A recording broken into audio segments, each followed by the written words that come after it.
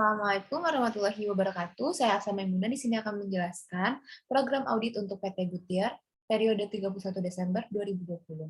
Di sini ada 3 penjelasan, yaitu pendahuluan, pembahasan, dan kesimpulan. Langsung saja kita masuk ke sejarah KAP yang menurut Menq nomor 470 garing KMK 017 garing tahun 1999 pada 4 Oktober, yaitu lembaga yang memiliki izin dari Menteri Keuangan sebagai wadah bagi akuntan publik dan menjalankan pekerjaannya. Praktek KAP di Indonesia dimulai pada zaman VOC, yaitu tahun 1642.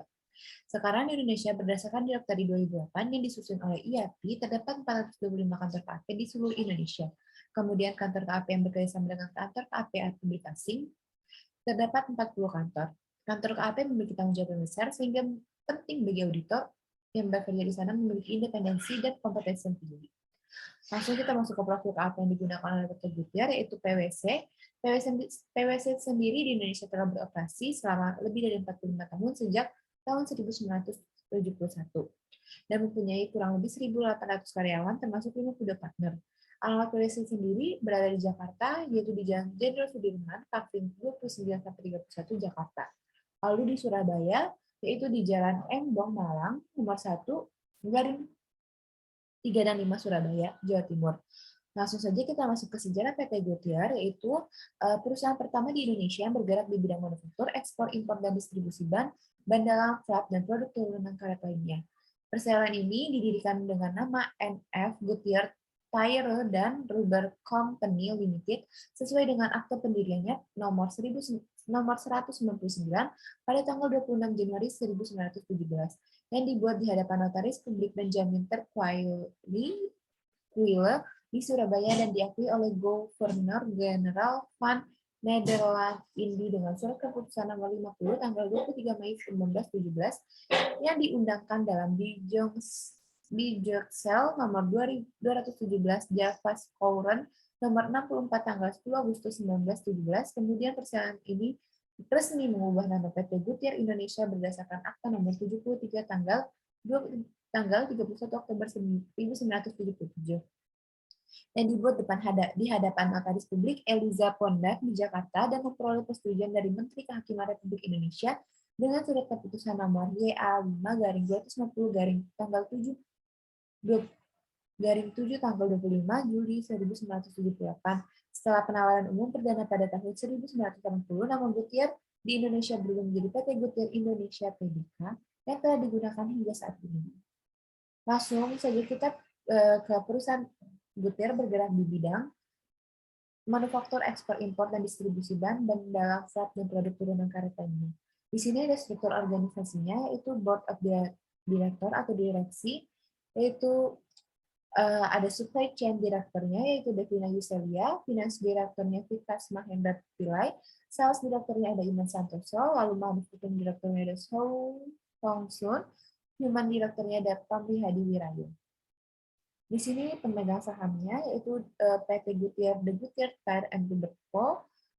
sebanyak 85%, PT Kali Besar Asri sebesar 7,07%, lalu masyarakat di masing-masing di bawah 5%, dengan total keseluruhan 378.525.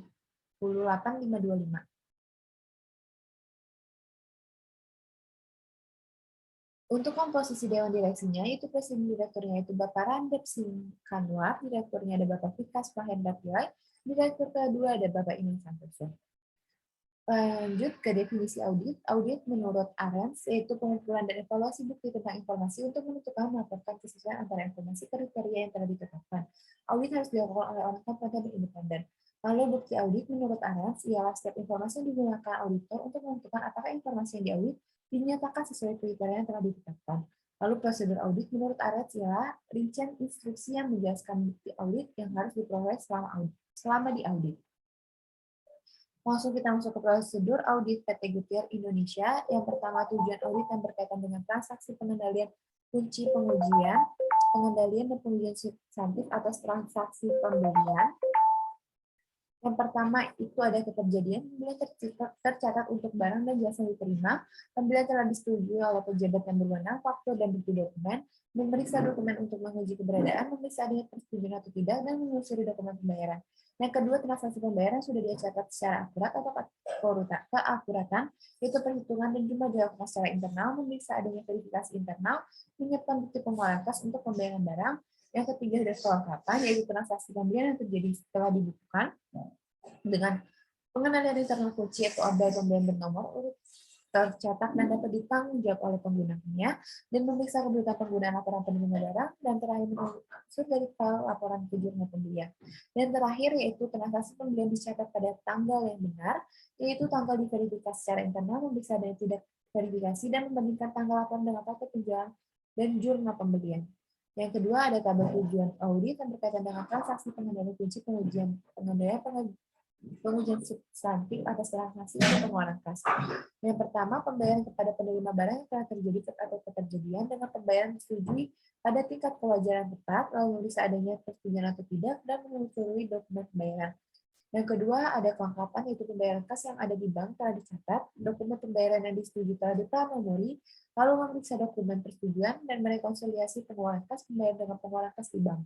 Lalu yang ketiga ada keakuratan, yaitu transaksi pembayaran telah dicatat secara akurat, diperhitungkan, dan jumlah yang telah dikeluarkan telah diverifikasi secara internal, lalu memeriksa adanya verifikasi dari internal, dan menyiapkan bukti pengeluaran kas untuk pembayaran.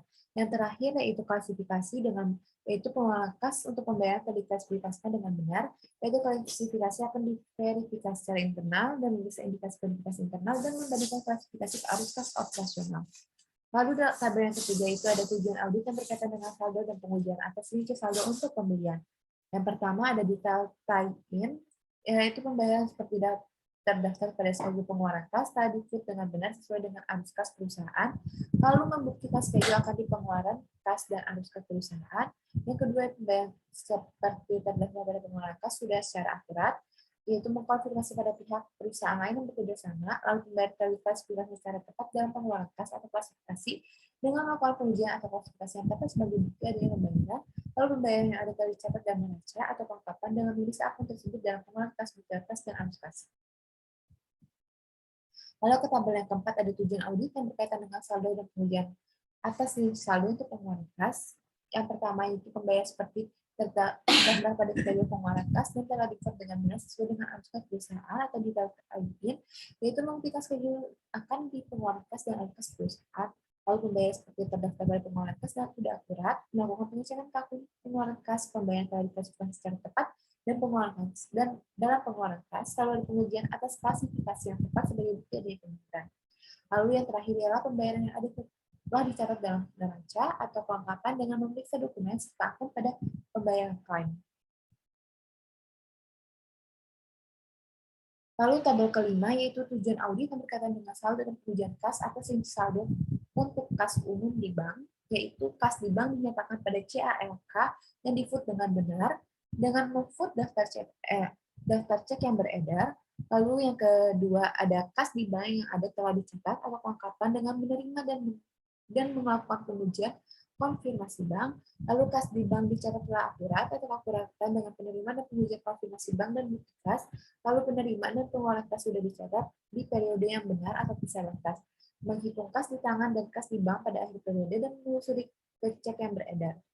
Lalu tabel 6 yaitu tujuan audit yang berkaitan dengan saldo dan pengujian atas saldo untuk instrumen keuangan, yaitu instrumen keuangan seperti terdaftar pada neraca telah di-fit dengan benar sesuai dengan CALK dengan membuktikan akun di neraca seperti deposit dan efek untuk dijual atas penambahan dan pengurangan.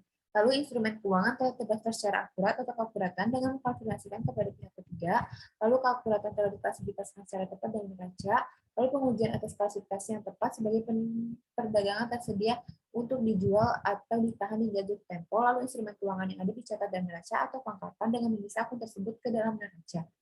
Lalu di sini kita masuk ke dalam program audit untuk pengujian pengendalian dan pengujian substantif atas transaksi siklus pembelian dan pengeluaran kas pada PT Goodyear Indonesia.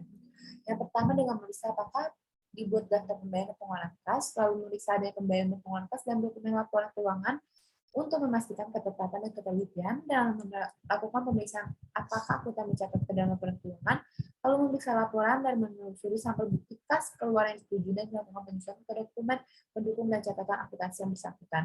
Lalu menelusuri sampel bukti kas keluaran yang telah dibayar dan melakukan penyusunan ke dokumen dan catatan akuntansi yang bersangkutan.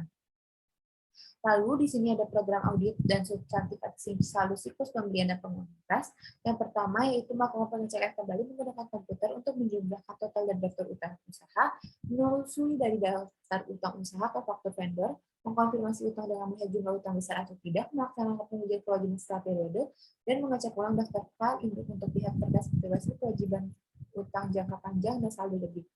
Lalu yang terakhir yaitu program audit untuk pengujian substantif atau sisi saldo kas dan instrumen keuangan dengan mereview instrumen keuangan yang tercantum dalam laporan keuangan, perhatikan kemungkinan ada yang tersedia untuk dijual, diperjualbelikan atau jatuh tempo, mereview akuntas di tangan dan di perusahaan kemungkinan adanya kesalahan dan catatan, lalu mempertimbangkan apakah perlu dilakukan penurunan nilai kerugian dengan memeriksa kebenaran saldo yang dicatat, lalu melakukan prosedur analisis dan lakukan tindak lanjut atas setiap perubahan dari tahun lalu yang signifikan dan melakukan food schedule untuk aktivitas investasi.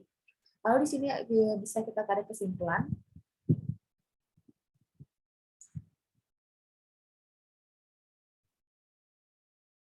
Kesimpulan kita dapat ambil pada PT Goodyear.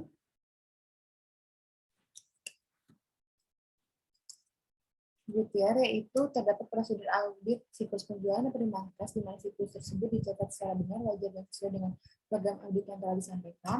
Lalu pada laporan keuangan PT Goodyear juga telah dicatat sesuai dengan pedoman akuntansi yang berlaku dan tidak ada laporan keuangan yang tidak patuh terhadap peraturan-peraturan lainnya selama tahun periode berjalan.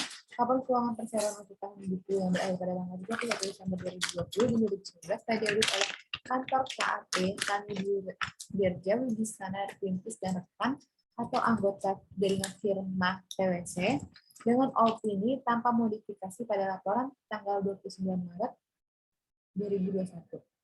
Mungkin sekian yang bisa saya sampaikan. Jika kecepatan karena mengejar durasi, kurang lebih mohon maaf. Assalamualaikum warahmatullahi wabarakatuh.